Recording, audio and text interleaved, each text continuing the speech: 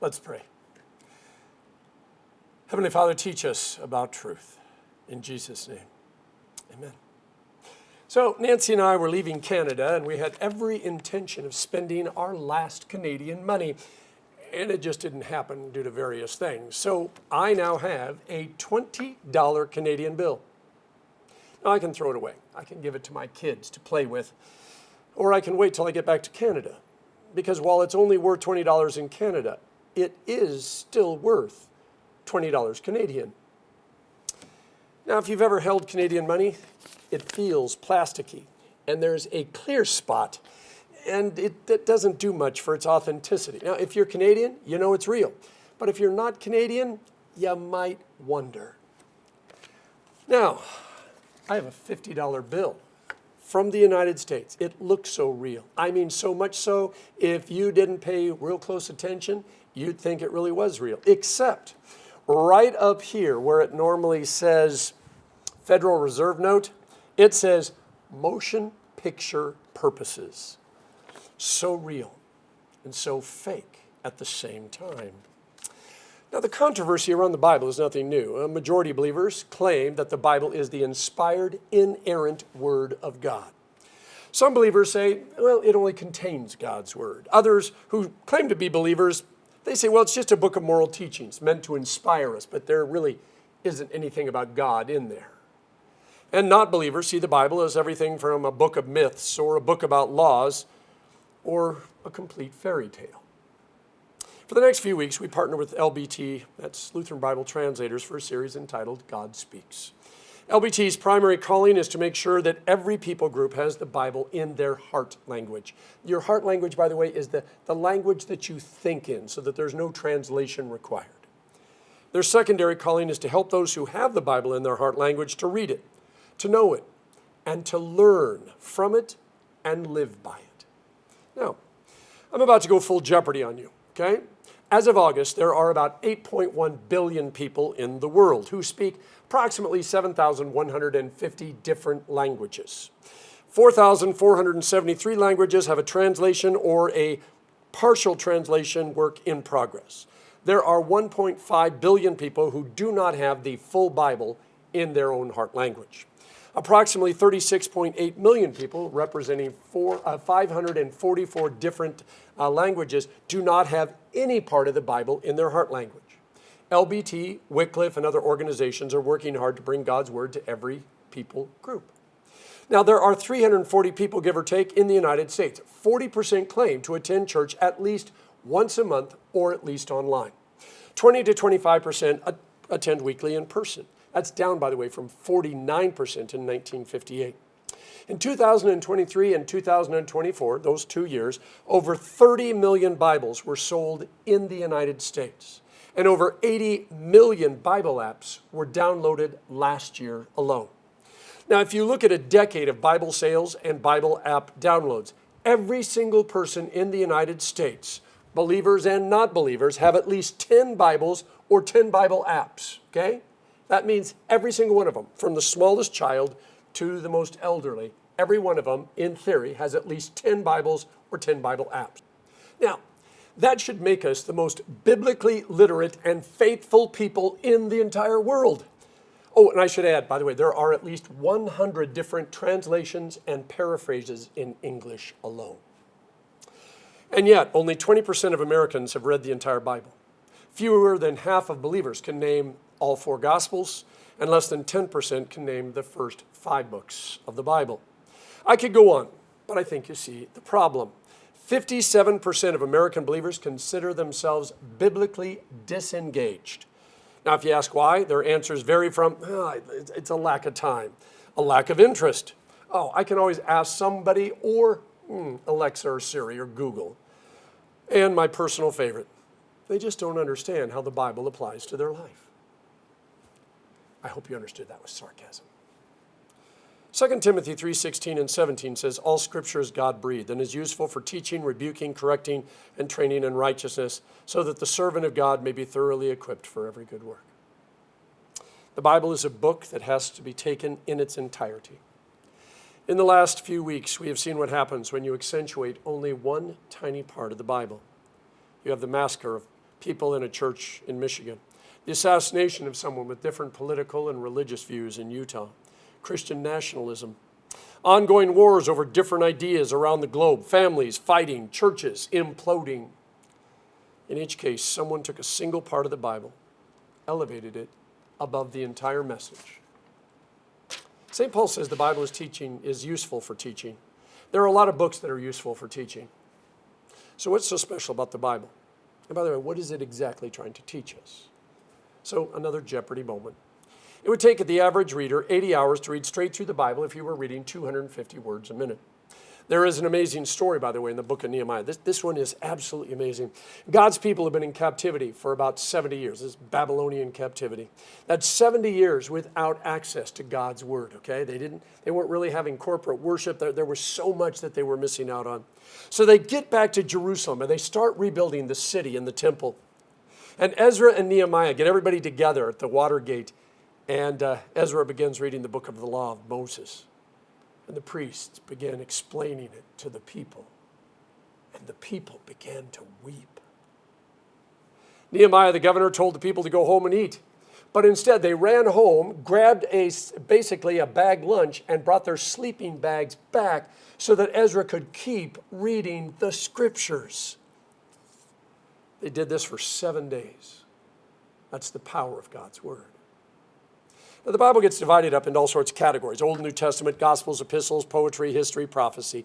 But all of it has just one purpose: to lead you into a relationship with God through faith.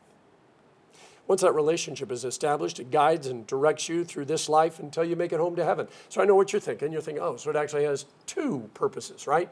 Two reasons. It leads us into a relationship and then, guides and directs us till we get home. But this is one of those things that sets the Bible apart. The Bible is not just ink on a page or stories or history or chapters and verses. The Word of God is actually alive, and it changes the hearts and the minds of those who read it. Whenever I go to another country, I always learn a dozen words or so. Hello, goodbye, yes, no, thank you. Where's the bathroom? Can I have some iced tea, please? It's enough to get by. You see, it's actually rude not to greet someone in their heart language when you're a guest in their country. I was in Canada. I walked up to the train conductor and said, bonjour. And he then started giving me the complete briefing in French, long before I had a chance to say, je ne parle pas français, which means I don't speak French. So I had two choices: nod my head and say oui a lot and pretend I actually did understand French and hope there wasn't anything in there that I really needed to know, or wait until my wife Nancy told him he doesn't speak French. I waited until Nancy told him I don't speak French. And then he started the whole thing over again in English. The Bible is gobbledygook unless you have a translator. I understand a lot of foreign words. I learned them in books and movies and TV shows, but I really don't always know what they really mean until someone explains it to me. Now, you can read the Bible, but you need help understanding it. The Bible wants you to know that God created you, that He loves you, that He wants to spend eternity with you. To understand that, it has to be more than just words in a book or even some great stories. So God gives you the gift of faith and the gift of His Holy Spirit. 1 Corinthians 2 says, God has revealed these things to us by the Spirit, for the Spirit searches everything, even the depths of God. When you read the Gospels, you discover that God loves you so much that even though you turned your back on Him and were running away from Him, He went to extreme lengths to rescue you. He left a jewel-encrusted throne and got born in a wooden manger that smelled like cow poop, maybe sheep poop. He ran around doing good, healing people, forgiving people, giving people a second or 100th chance, even though the religious leaders of the day hated Him and made His life miserable. And when those leaders had had enough, they nailed Him to a cross. That was the worst punishment that the Romans could possibly do to an individual. And yet, Jesus' final words were, Father, forgive them, for they know not what they do. It would have to be a cold, cold heart that didn't shed a tear or two while reading that story. The story doesn't end there, though. It wasn't just enough to get rid of the sin that separated us from God. It wasn't just enough to tell Satan, your days are numbered. No, Jesus came back from the dead and opened up a key shop on the corner of Hallelujah Boulevard and Heaven Expressway so that we could be free from the fear of death and hell and know that we get to spend eternity with God in heaven, not because of anything we did, but because of all that he has done for us. The story doesn't end there. For you to fully understand all this as something more than just a fairy tale, you need the Holy Spirit. Okay, in other words, the story remains just a story until it finds its way from here and here into your heart and then into your soul. Now, more than anything today, people are struggling with their identity.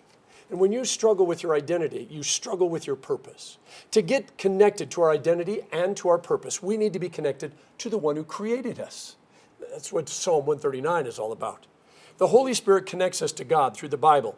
Peter says it's God-breathed. I like it's the breath of God better. It's spiritual CPR. Now, normally faith comes through baptism, but God can also bring about faith in the hearts of people through his holy word. Cornelius, the thief on the cross, St. Paul, all examples of that. What the Holy Spirit does is teach us the difference between God's word and everything else. Now, remember the Canadian money and the motion picture use only $50 bill I talked about? I mean, let's face it, $50 bill really looks real. A lot more real than the plasticky Canadian money. And even my simple brain knows that $50 is more than $20. Next week, we're going to talk about how the Bible only makes sense to believers who by faith know the difference between what is true and what isn't. Now, faith is the substance of things hoped for, and evidence of things unseen is the way that Hebrews 11 puts it. I believe heaven is real. I believe God is real. Not because I'm just hoping, but because, as Ecclesiastes promises, eternity, God placed it in my heart. Now, this book is more than just a book full of stories and history and poetry. It's a book about me. It's a book about you, about Satan and Jesus and heaven and hell.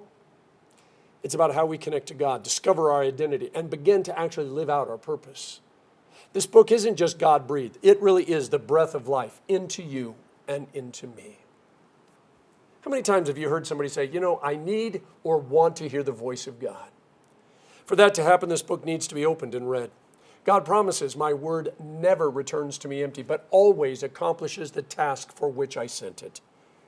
And the task or purpose of God's word is to declare to you that you are a redeemed, forgiven, and chosen son or daughter of God.